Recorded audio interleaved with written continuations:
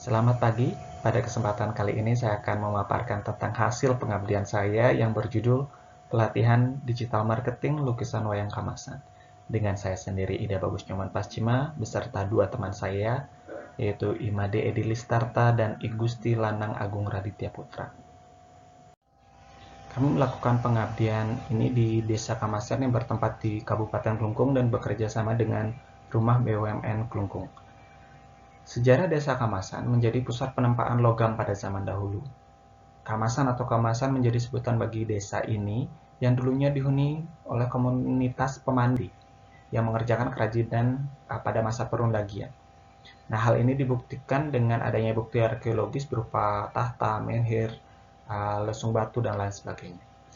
Pada zaman kerajaan, yang berpusat pada kerajaan Gelgel tahun 1380 hingga 1651, para undagi desa Kamasan dipercaya untuk mengembangkan produk seninya, sehingga menjadi seni ukiran logam dan seni lukisan wayang Kamasan. Pada awalnya, lukisan wayang Kamasan itu menggunakan media kain, yang nantinya dibuat berupa kober, umbul-umbul, lontek, dan lain sebagainya yang menjadi hiasan di kerajaan dan di pura pada zaman dulu. Hal ini terlihat di langit-langit Kertogose yang jelas terlihat peninggalannya hingga sekarang.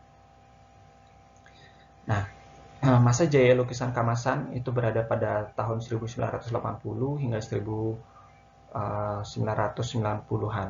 Pada masa itu banyak wisatawan yang datang ke Kamasan dan membeli lukisan wayang Kamasan. Saat ini sedikit sekali wisatawan yang datang ke Kamasan, yang datang pun tidak banyak yang membeli lukisan wayang Kamasan. Nah, kendala yang dialami pelukis atau lukisan wayang Kamasan saat ini adalah generasi penerus yang tidak lagi melakukan kegiatan seni. Mayoritas dari pemuda itu bekerja sebagai TKI di luar negeri atau menjadi karyawan. Hal ini ditengarai karena memang jumlah pendapatan sebagai pengrajin itu lebih kecil dibandingkan menjadi TKI atau karyawan. Nah, selain itu Kamasan saat ini juga terdapat permasalahan teknologi karena memang generasi penerusnya itu generasi yang ada sekarang itu sudah lanjut usia dan generasi penerusnya sudah tidak berkesenian lagi.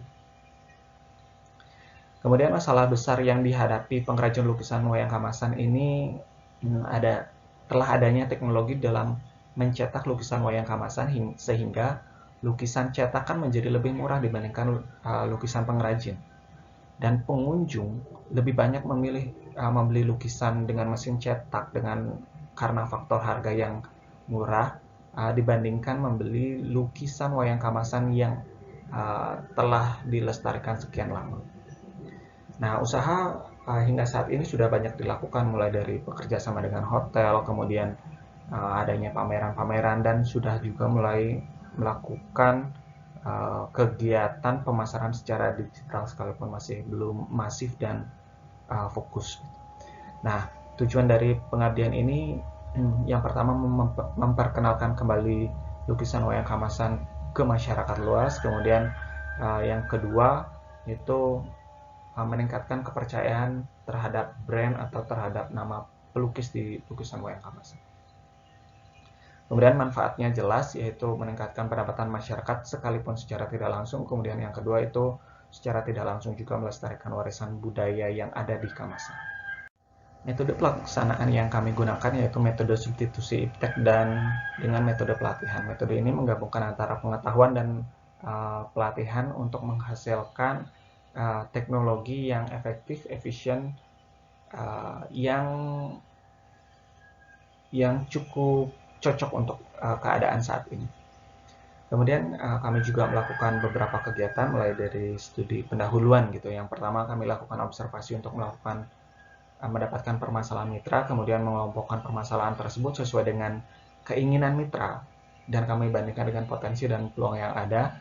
Kemudian menentukan prioritas permasalahan hingga menentukan rencana pelaksanaan program. Program yang kami laksanakan ada 6 program, yaitu pelatihan fotografi, kemudian copywriting, kemudian ada packaging. Nah, teknologi yang kami gunakan saat ini itu ada Google Ads, kemudian Facebook Ads. Kami juga pergunakan kami membuat video dokumenter untuk dengan harapan dapat menjelaskan peradaban-peradaban yang ada di balik lukisan wayang kamasan ke khalayak umum. Pada pelaksanaan kegiatannya, kami bekerja sama dengan Rumah BUMN Klungkung, kemudian kami memilih 5 pelukis untuk menjadi mitra pengabdian. 5 pelukis ini kami lihat dari sisi akomodasi ruangan yang ada di Rumah BUMN Klungkung dan untuk menjaga protokol kesehatan. Kemudian kami melakukan studi literatur dan survei lapangan. Dari kedua teknik ini kami kombinasikan hingga kami menentukan 2 narasumber utama sebagai untuk film dokumenter. Nah, kemudian yang menjadi 2 narasumber utama itu ialah Jero Mangkumuliarse yang merupakan keturunan langsung dari Modara, yaitu pencipta pertama lukisan wayang kamasan, dan satunya lagi Mangku Muryati, yaitu merupakan keturunan dari Mangku Mure yang merupakan maestro lukisan wayang kamasan. Kami juga melakukan wawancara ke keluarga Pak Dogol, keluarga Pak Wayan Mandre, dan keluarga Pak Pandi yang merupakan keturunan dari maestro-maestro wayang kamasan. Video dokumenter ini rencananya akan kami berikan ke RKB dan ke RKB Klungkung dan ke Museum Bali. Nah, pada pengabdian ini tidak berjalan sesuai dengan rencana karena adanya PPKM saat ini. Sehingga kami tidak diberikan izin untuk melakukan pelatihan berkumpul, tapi kami menyiasatinya dengan melakukan pelatihan langsung ke rumah-rumah pelukis. Berikut merupakan video dokumentasi kami dari pengambilan video hingga pelatihan dan pengambilan data pertama atau survei awal. Sebagai penutup, kegiatan pengabdian ini kami percaya dan masyarakat pun percaya bahwa kegiatan ini bermanfaat bagi masyarakat, mulai dari pengenalan pola pikir baru tentang pentingnya digital marketing, kemudian memperoleh juga keterampilan tentang digital marketing tersebut.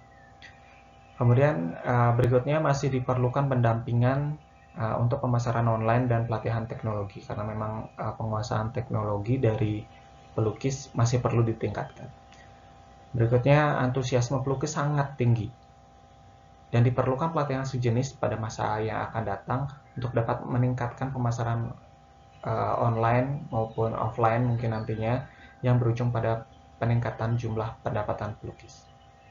Yang nantinya jika pendapatan meningkat, harapannya generasi muda pun tertarik untuk melestarikan lukisan wayang kamasan, sehingga secara tidak langsung berujung pada pelestarian budaya lukisan wayang kamasan.